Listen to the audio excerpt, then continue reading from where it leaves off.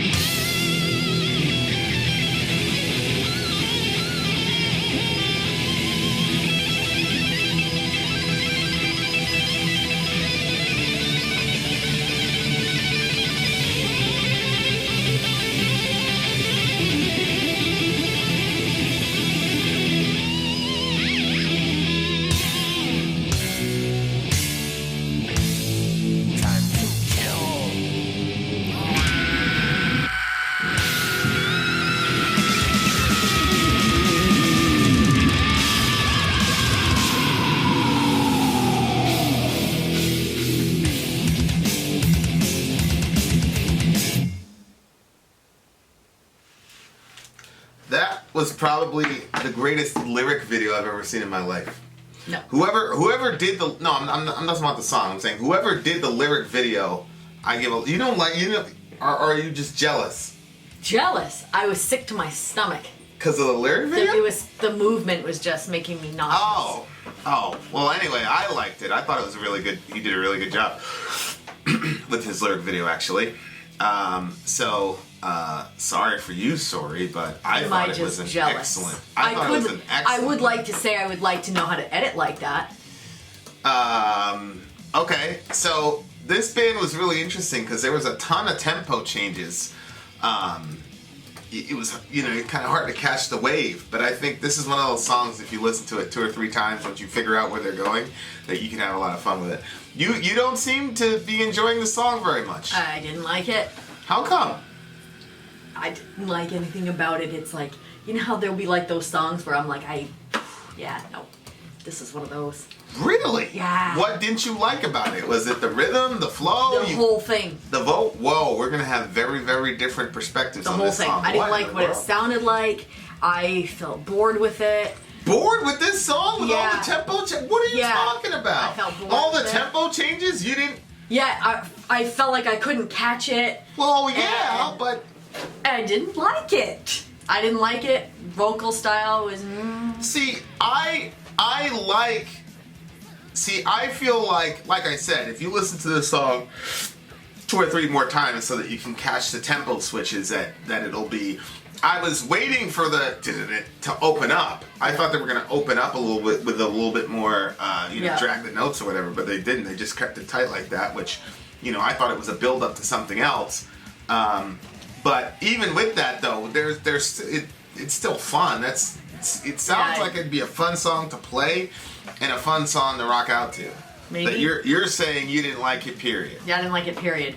Wow. Sonically, it made I don't know what it is. I don't know if it was just the visuals giving me an upset stomach, but even when I tried not to look at it and just hearing it, it still was like, I don't know, there was something about what the music was doing that, I don't know, it made me feel like I was on a boat with rough waters.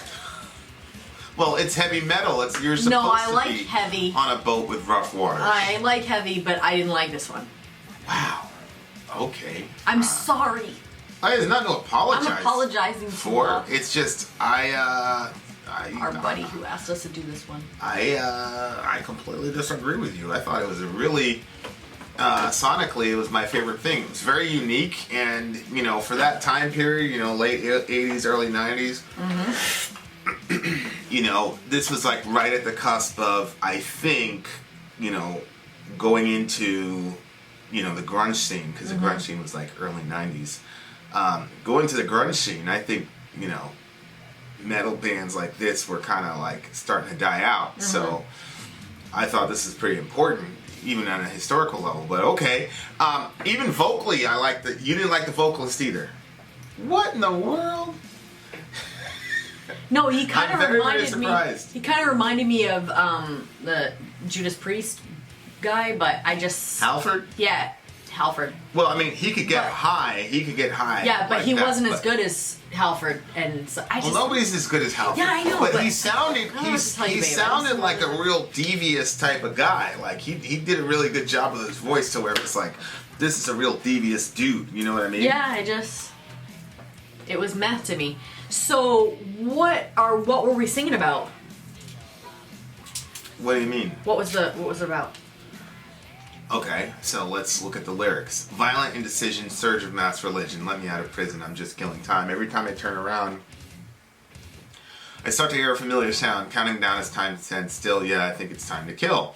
As the mental anguish speaks a common language, I have yet to lavish a chance to walk away. Every time I turn around, I hear the familiar sound, counting down as time stands still. Yes, I think it's time to kill.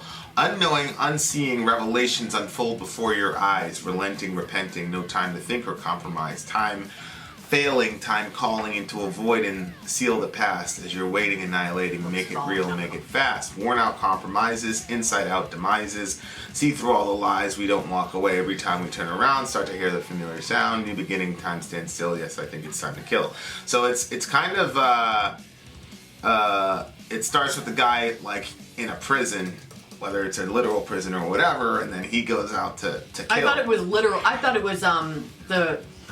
What? I thought religion was his prison.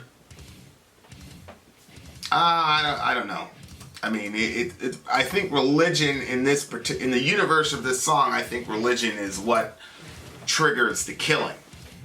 And what's really interesting is at the end of the song, like the first chorus is counting down as time stands still. Yes, I think it's time to kill. So the first part of the chorus, the first time you hear the chorus, it's time is standing still. Mm-hmm. But at the end of the chorus, it says new beginnings. Mm-hmm. Time stands still. It's time to kill. So even when you recycle everything and get to a new beginning, it's still in the same situation. It's time to kill again. Yeah. So I think it's, obviously the commentary on human nature that even if you have a new beginning, because a lot of people talk about that, like, oh, I want to have a new beginning, you want to have a fresh start. Yeah. I think the theory of this song is even if we had a fresh start, it wouldn't change anything. We would still find a way to have a time to kill. Yeah. So that's my understanding. I mean, that's obvious too, even with our worldview, because you have how the violence and everything was so great in all the world, and then there was the flood. Mm-hmm. But it didn't take very long before mankind got back to, wickedness and killing, and you know what I mean? Right. Yeah, and that's a really interesting idea, because when you're on the side, most of the time, it's very rarely that a military that's engaged in action that necessitates killing. It's very rare that people perceive themselves to be the bad guys. Mm-hmm. So, even with Alexander, guys would convince themselves, well, we're not really bad guys. We're spreading Hellenization to the world, and it's better for the world. And anybody that would want to impede the progress of Hellenization is obviously a bad person. Mm-hmm. So we're justified in dispensing these people to the afterlife. So like, there's all the justifications that people have for. And that's why I think religion is so important to war. I've said it a billion times. I do not believe that, this silly idea that if we got rid of religion, we'd get rid of war, because all the bloodshed, the hundreds of millions of deaths in the last century were not attributable to religion. Mm-hmm. Stalin was not a Christian. Right. Mussolini was not. These guys, I mean, one of them was specifically was creating an atheist sort of utopia. That was what they were trying to do. Mm-hmm. And they bodied tens of millions of people. So I'm not of the idea that you need religion to, if we got rid of religion, that we would have peace on earth.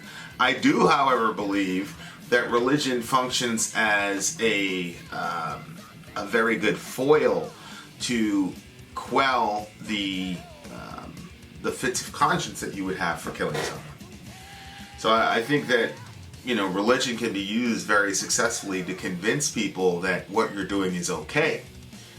Whereas if you're just left to your conscience, you have to come. If you don't have religion to ease your conscience, then you've got to find another way. Which of course in Stalinist in the Stalin-Soviet Union, they had their justification, which was religion is superstition, and superstition holds back human progress, and human progress is necessary for the communist collective to flourish.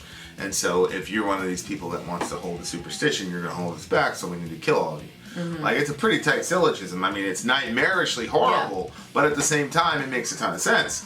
But most people cannot get there going there. So religion kind of functions as a backstop to absolutely give you motivation and justification for killing people. Yep.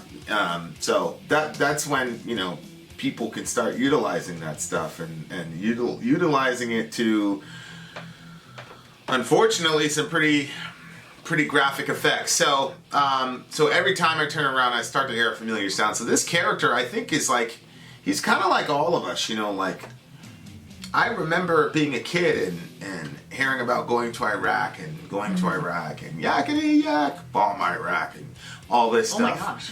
And it's like, here are my kids, and we still have soldiers in the Middle East. I know. It's like this familiar sound. I know, yeah. And we're so socialized and we're so used to being in a constant state of war that we don't really look at it like, oh, geez, you know, this is terrible. Yeah. You know, and so it's like a familiar thing. And obviously, my stepdad, when we were in the car here in Bomb, Iraq, he was about 2 months away from being deployed to Vietnam. So, like, it's like a familiar. So it's like the longer you live here, the more and more we're involved in all of these conflicts, killing people. Of course, Trump, you know, made the pretty controversial decision to pull out of Syria, which to this moment I still cannot understand why many leftists are so angry. All of a sudden, these leftists are all friends of the Kurds. You know, we'll talk about that another time. But now all of a sudden, these leftists are so concerned about the Kurds because Trump decided he was going to pull us out of Syria. Of course, if Obama did it, they'd be celebrating this as an act of, you know, radical peacemaking and all the rest of it. You know, it's like what world am I in now where I'm seeing leftists who are upset that we're pulling out of war? Yeah. This is a strange time that we're in. So it's a really, you know, it's a really interesting situation to be an American. You know, like you're just socialized that your country's just going to be at war, and it's just normal. Like, and nobody's asking like, what the hell are we actually doing in Syria? Mm-hmm. What are we doing in Afghanistan? Like, I think we had a legitimate reason to go to Afghanistan, but we solved that problem. You know, officially speaking, you know, in 2012, 2013, we solved that problem. So why are we still there? Why are we still in Iraq? Why were we in Niger? Why are we in other places all over the world? And nobody's asking these questions. It's just, okay. And then, you know, whatever side you're on, you know, whether you're, You'd be quick to ask the question if it was your family member over there, though, probably. Yeah. Yeah, I gotta say, when Trump was talking about, you know, these guys making their final check-in, you know, when these guys are coming up, you know, an AC-130, and the ramp comes down, and you see the guy, he's got the flag on, and the flowers, and parents jumping on the ponies and all this. And, that was heartbreaking. And it's sad, you know. He was talking about moms and how, like, they'll be composed and he'll, you know, say, hey, how are you doing? And they'll be like, we're doing okay. And then, but once that scene happens, then the mothers just change. Yeah. So, but it's one thing where, like, World War II, it's like, man, your son died. We're trying to stop probably the most evil individual that the world has seen. And it's a horrible thing to lose a son or a daughter, but it's like, that's a honorable thing to do. Mm-hmm. But when your son comes back dead from Syria, and I'm being very, very careful about, you know, what I say, because I was in a group one time, and it's a Vietnam guy, and he basically said, you know, people nowadays, you know, it was after 9/11, and everybody was kind of, you know, there was a room of us, and he's like, people nowadays, you know, your age and stuff, and you guys get to fight people who actually did something to us, you know? And he's like, Viet Cong did nothing to us. And then he immediately corrected himself. He's like, not to say that my brothers died in vain because we were fighting for each other, but it's one of those things where it was just a tough moment, because it's like, obviously, if you're going to kill someone and you're going to go to war, then you want to do it, you know, for a good reason, either stopping a madman like Hitler or going after people that went after your civilians. You know, because when you sign up for the military or any of these alphabet groups, like, you're saying, okay, I'm willing to stand in the gap, so if you're going to kill somebody, kill me. But you go after civilians, like, that's it.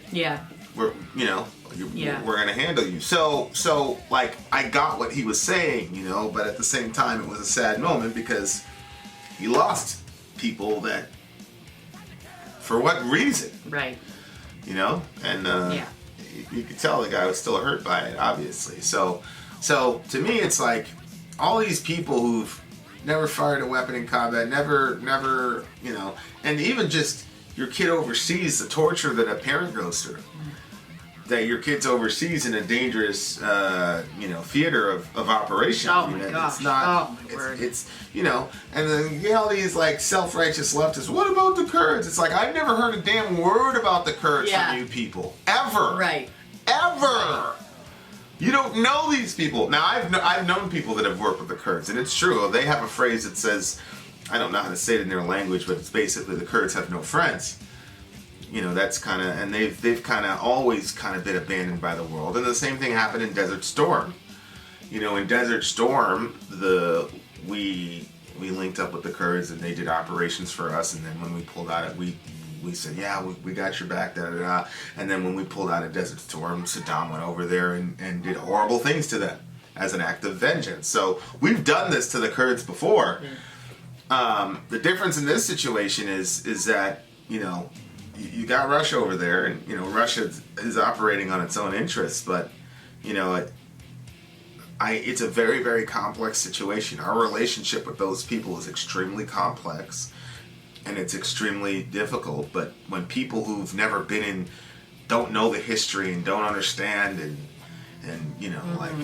it's like, okay, when would be a good time to pull out, ladies and gentlemen? Right. Because these people have blood feuds going back to like they've got them to like 30 generations. Yeah.